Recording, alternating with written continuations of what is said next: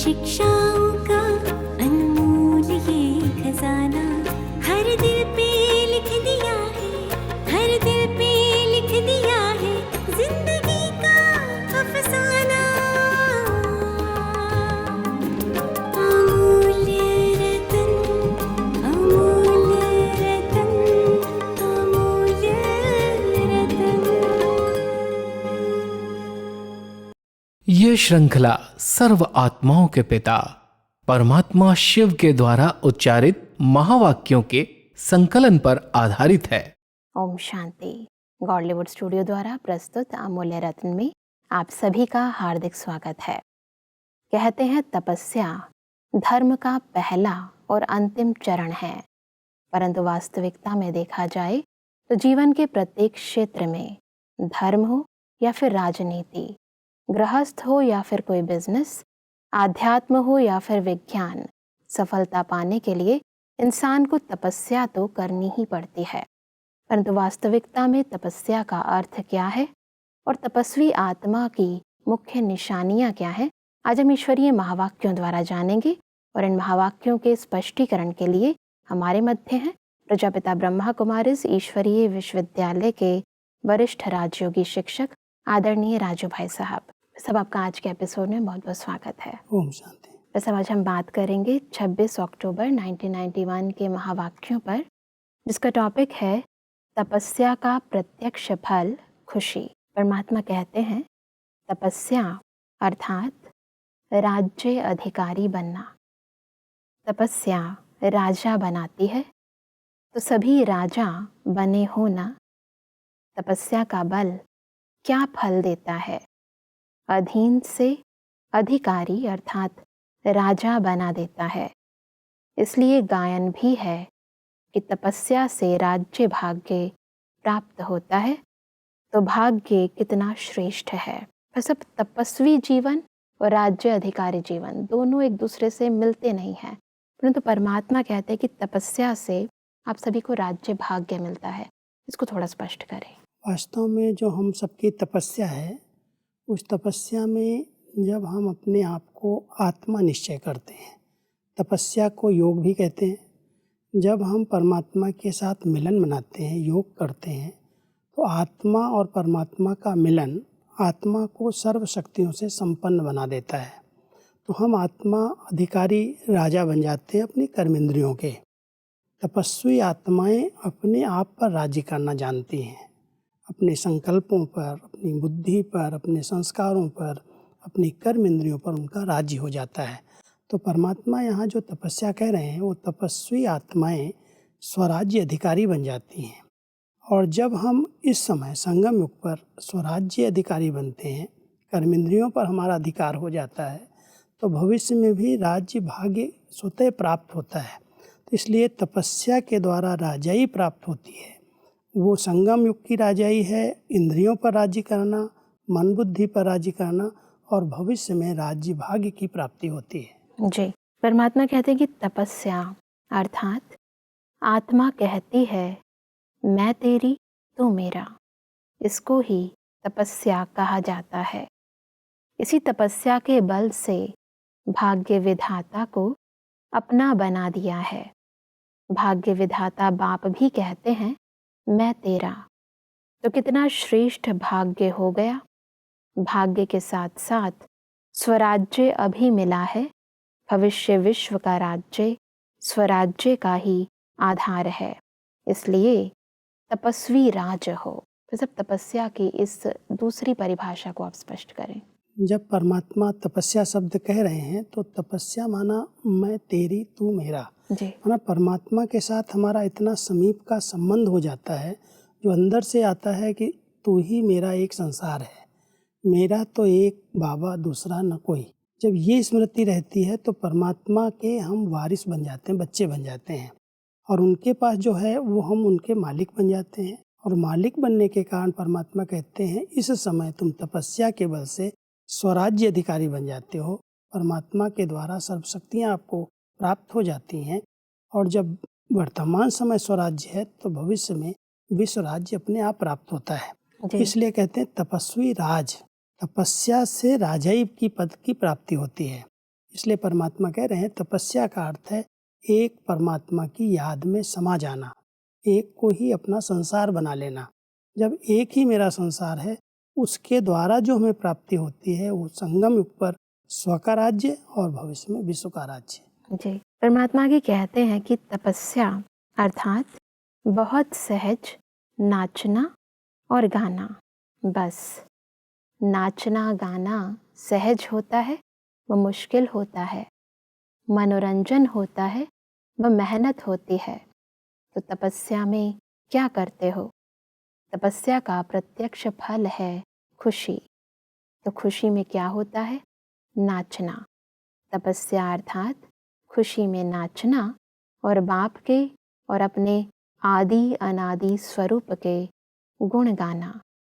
तो यह गीत कितना बड़ा और कितना सहज है। सब तपस्या की इस रमणीक परिभाषा को स्पष्ट करें। जब हम परमात्मा की याद में मग्न हो जाते हैं तो आत्मा को जो उस याद से खुशी प्राप्त होती है। तो परमात्मा यहाँ कह रहे हैं जो खुशी में डांस कहते हैं, खुशी की डांस। तो जब आत्मा उस खुशी का अनुभव कर लेती है तो जैसे नाचने लगती है अंदर अंदर। ये स्थूल पैरों की डांस नहीं है, ये आंतरिक डांस, खुशी की डांस है। तो हम अंदर ही अंदर खुशी में एकदम जैसे नाचते हैं और साथ साथ अपनी और परमात्मा की महिमा के गीत गाते हैं। तो परमात्मा यहाँ कह रहे हैं तपस्या माना नाचना और गाना। जी, इसको हम बहुत हठ के रूप में, क्रियाओं के रूप में समझें। जैसे भक्ति के अंदर सोचते हैं तपस्या माना एक टांग पर खड़े हो जाना, तपस्या माना एकदम शीर्षासन लगा लेना। वो तपस्या जो भक्ति के अंदर है वो सिद्धियां प्राप्त करने के लिए, भगवान को प्रसन्न करने के लिए लोगों ने हठ क्रियाएं की। जी, लेकिन जब परमात्मा अपने बच्चों के सामने आते हैं, पिता के रूप में बच्चों को मिल जाते हैं और वो फिर कहते हैं तपस्या करो, तो तपस्या कोई हठ क्रियाएं नहीं, जी, लेकिन तपस्या माना कि परमात्मा की याद में मगन हो जाना, उनके द्वारा प्राप्त हुई खुशी के खजाने में अंदर अंदर डांस करना, खुशी में नाचना और उनके गीत गाना, उनकी महिमा के गीत गाना। कि आप मिल गए, सारा संसार मिल गया। तो ये नाचना गाना ही वास्तव में सच्ची तपस्या है। परमात्मा की कहते हैं कि बाप के बजाय अपनी जिम्मेवारी समझ लेते हैं तो माथा भारी होता है। बाप सर्वशक्तिवान मेरा साथी है तो क्या भारीपन होगा?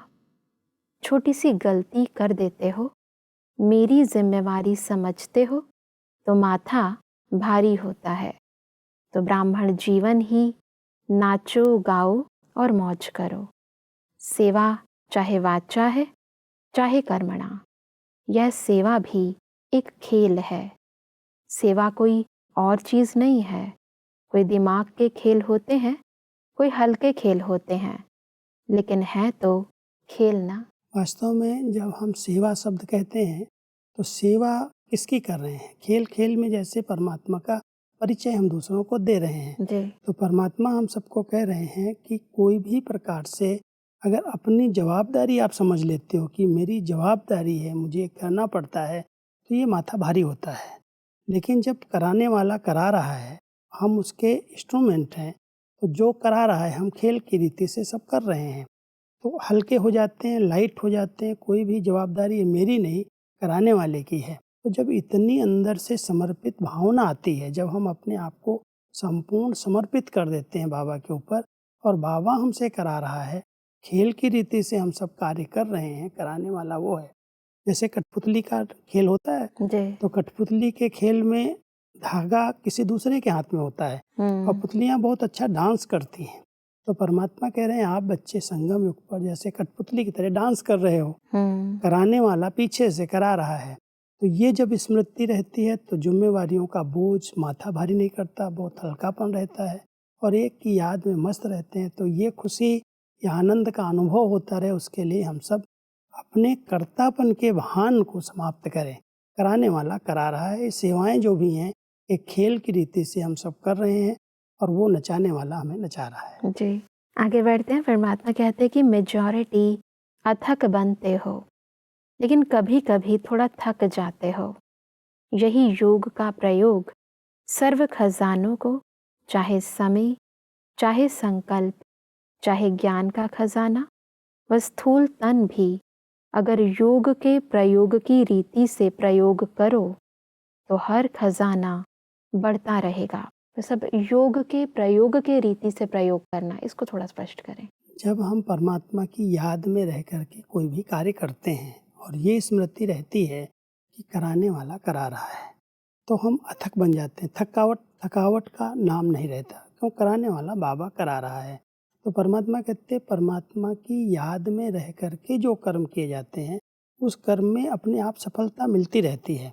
जैसे योग का ये प्रयोग है, परमात्मा की याद में रहना ही प्रयोग है। जी। जब हम उनकी याद में टिक जाते हैं तो उन कराने वाले की स्मृति रहती है और बड़े से बड़ा कार्य जैसे ऐसे हो रहा है जैसे खेल की रीति से हो रहा है। परमात्मा कह रहे हैं ये भी एक योग के प्रयोग की जैसे विधियां हैं, जिससे आप सेवाएं कर रहे हो, बड़े बड़े प्रोजेक्ट कर रहे हो, लेकिन करते हुए भी आप कर्तापन के भान से परे हो। इसलिए यही योग के प्रयोग हैं जिनसे आपको सब प्रकार की सिद्धियां प्राप्त होती हैं, सफलता मिल जाती है। जी। परमात्मा आगे कहते हैं, कोई भी खजाने को कम खर्चा और प्राप्ति अधिक, मेहनत कम सफलता ज़्यादा, इस विधि से प्रयोग करो। जैसे समय को व संकल्प को उठाओ, यह श्रेष्ठ खजाने हैं। तो संकल्प का खर्च कम हो लेकिन प्राप्ति ज़्यादा हो। जो साधारण व्यक्ति 2-4 मिनट संकल्प चलाने के बाद, सोचने के बाद सफलता या प्राप्ति कर सकता है, वह आप 1-2 सेकंड में कर सकते हो। जिसको साकार में भी ब्रह्मा बाप कहते थे, कम खर्चा बाला नशीन। खर्च कम करो लेकिन प्राप्ति 100 गुना हो। इससे क्या होगा?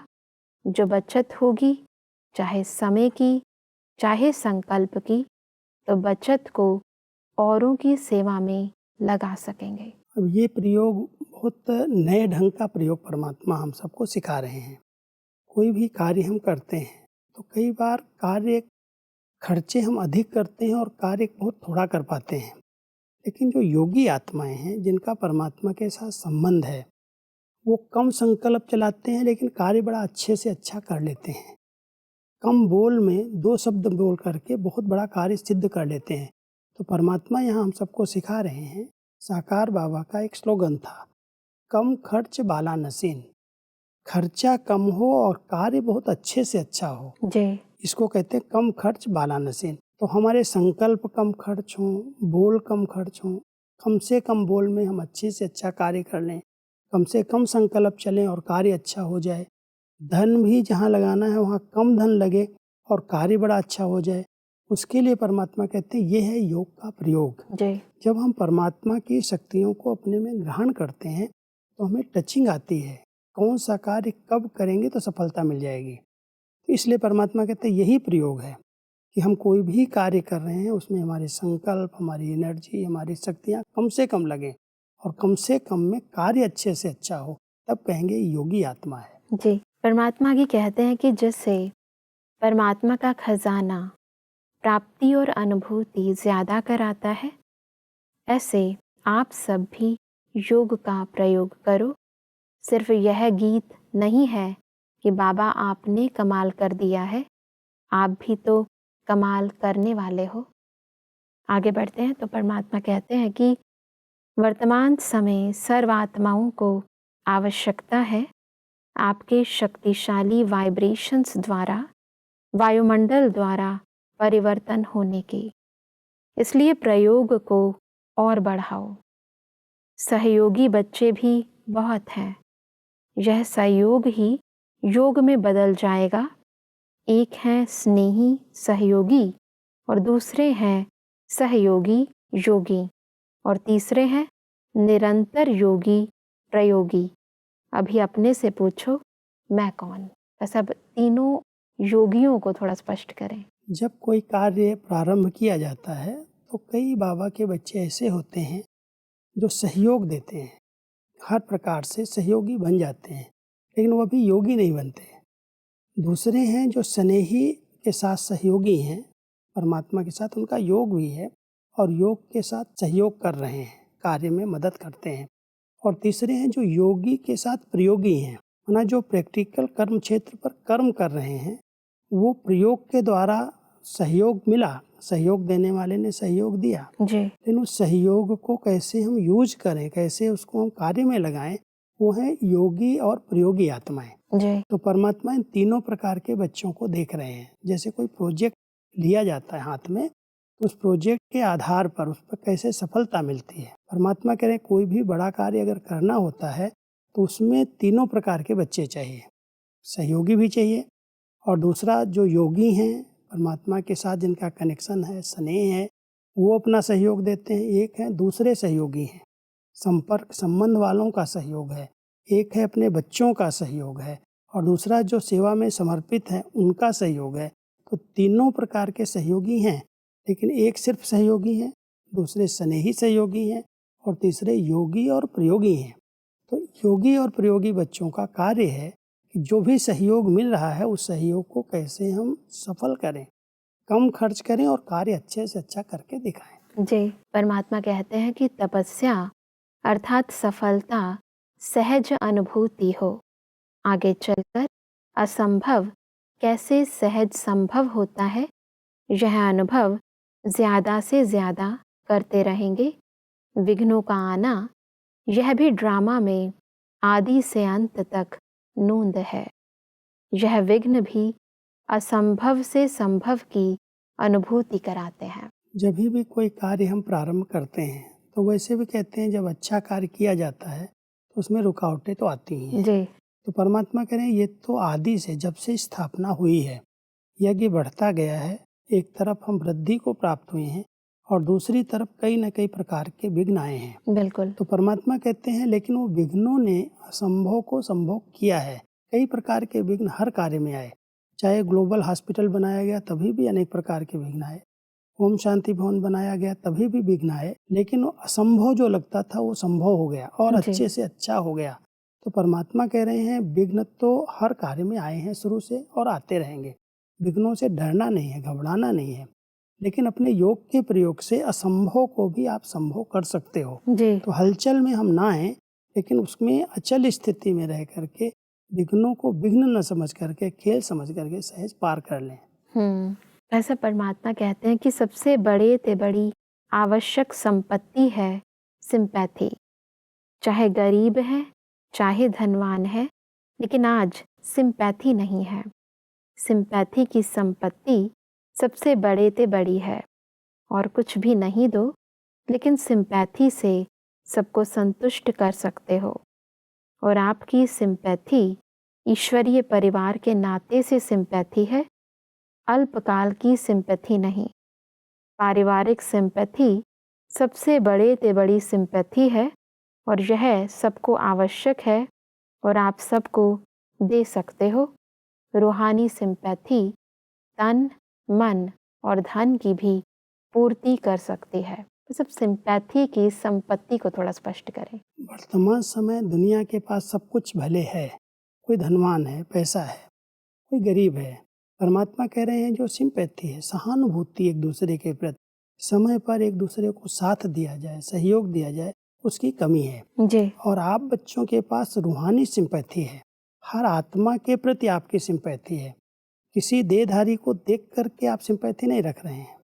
इसलिए जितनी अंदर की आंतरिक सिंपैथी माना रूहानियत है और सहानुभूति, हर आत्मा का कल्याण हो, हर आत्मा अपनी उन्नति करे, हर आत्मा पतित से पावन बन जाए, सुखी बन जाए सदा के लिए, ये जो हमारे अंदर रूहानियत की ईश्वरीय सिंपैथी है, उस सिंपैथी से हर आत्मा तन मन धन हर प्रकार से समर्थ बन सकती है, शक्तिशाली बन सकती है। जी। क्योंकि यही एक विधि है।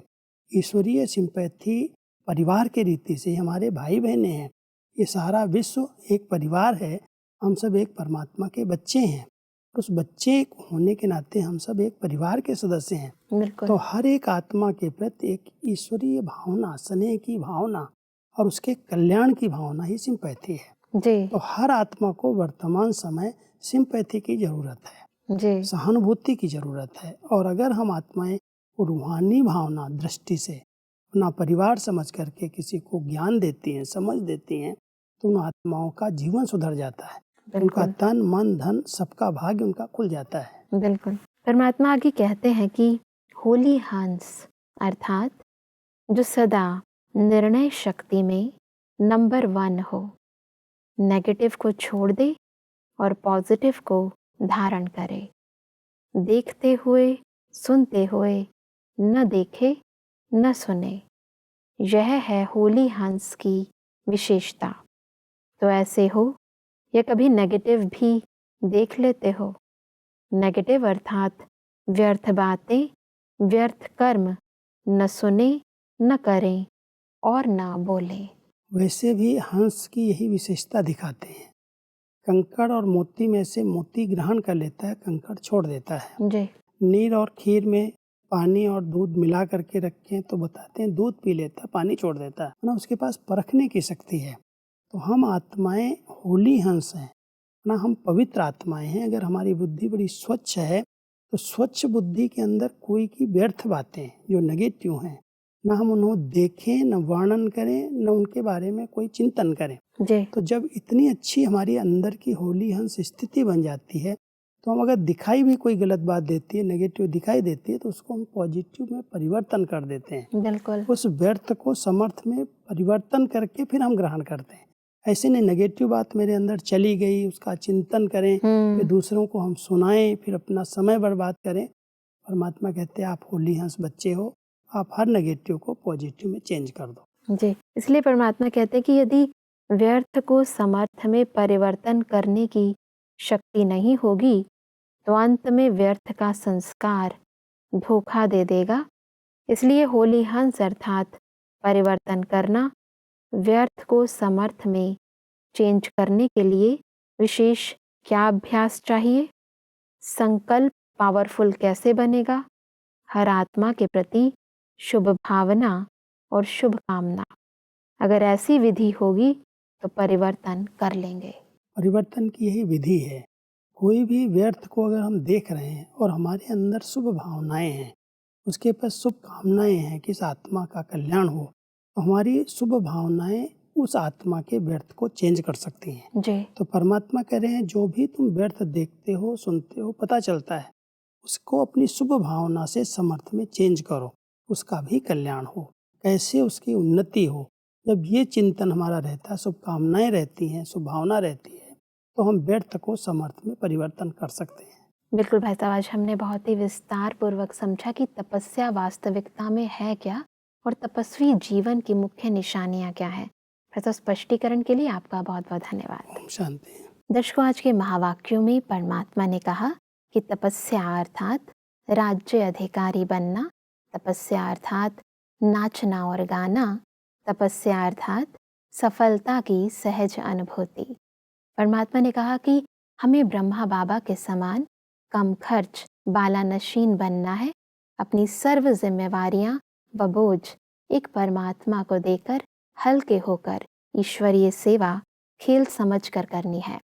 परमात्मा ने कहा कि व्यर्थ को समर्थ में परिवर्तन करने के लिए हमें सर्व के प्रति शुभ भावना व शुभकामना रखनी है। दर्शकों, आज के महावाक्यों से संबंधित यदि आपके मन में कोई भी प्रश्न है तो आप हमें ईमेल कर सकते हैं। हमारा ईमेल आईडी है amulyaratna@godlywoodstudio.org। अगले एपिसोड में एक और अव्यक्त वाणी के साथ आप सभी के समक्ष हम फिर हाजिर होंगे। तब तक के लिए लेते हैं इजाजत। ओम शांति। मुख्य सार। सफल तपस्वी अर्थात सूरत और सीरत में प्योरिटी की पर्सनालिटी और रॉयलिटी, मन वचन कर्म और संबंध संपर्क में अपवित्रता का अंश मात्र भी न हो। अपवित्रता की समाप्ति को ही संपन्न स्थिति कहा जाता है। सबसे समीप संबंध है बाप और बच्चे का। यह संबंध सहज भी है और साथ साथ प्राप्ति कराने वाला भी है। बुराई को टच न करना यही तपस्या है। धारण करना तो बहुत मोटी बात है। जिसने दिलाराम को अपना बना लिया वही अचल बन सकता है। समय व सर्कमस्टांस प्रमाण अव्यक्त मिलन का अनुभव बहुत काम आने वाला है।